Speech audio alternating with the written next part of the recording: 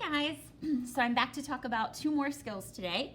The first one that we're going to talk about is summary. And a summary is when we retell a story, but we only hit the important parts and we make it way shorter, okay? So when you summarize, you usually tell the beginning, the middle, and the end. In the beginning, you tell who are the characters and what's the setting. In the middle, you tell me what happens to the characters, like what's the problem in the story. And then at the end, you decide how are the characters different than they were at the beginning. So what was the solution? So to give an example of this, let's think about the story of the three little pigs. I think everybody's heard that, they build their houses and the wolf is gonna huff and puff and blow the house down, right? So we can make that story really long. I could tell all the details and talk about how each one built their house and what happened in between, but that's not what summarizing is. When we're summarizing, we want to condense it down, make it short and sweet, okay? So if I wanted to summarize that story, I would say there were these three little pigs and they wanted to go out on their own. And the first pig built his house out of straw, the second one built his out of sticks, and the third pig built his out of brick. And one day this wolf came along and he wanted to eat the pigs because that's what wolves do. So in the first house, he blew it down because it was straw, and that little pig had to run to the house of sticks. But a house of sticks isn't strong, and the wolf blew it down too. So then the two of them ran to the brother that built it out of bricks.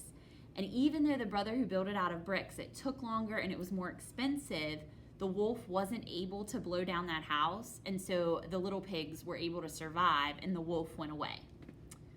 Okay, so let's check. Did I hit all the high points? I told you the characters about the three pigs, and the setting was their houses. What happens? The wolf comes, tries to blow down their houses, so we talked about that. And the solution is they went to the brick house and they were safe.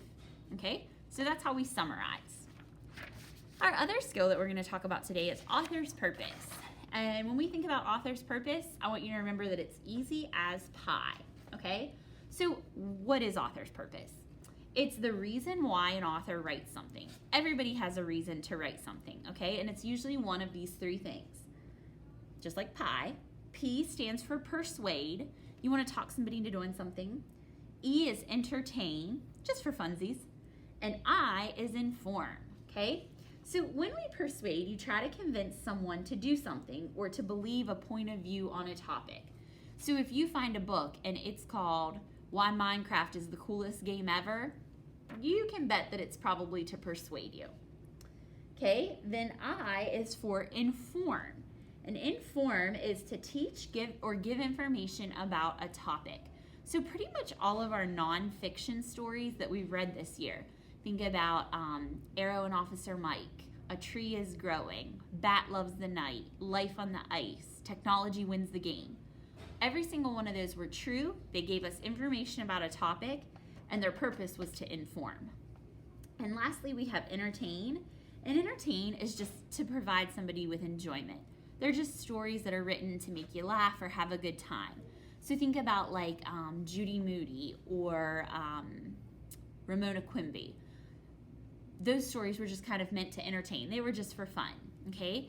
And the reason that it's important to think about author's purpose and why an author writes something is because it helps you determine what type of story you're reading and how best to approach it. All right, we'll be back tomorrow with two more skills.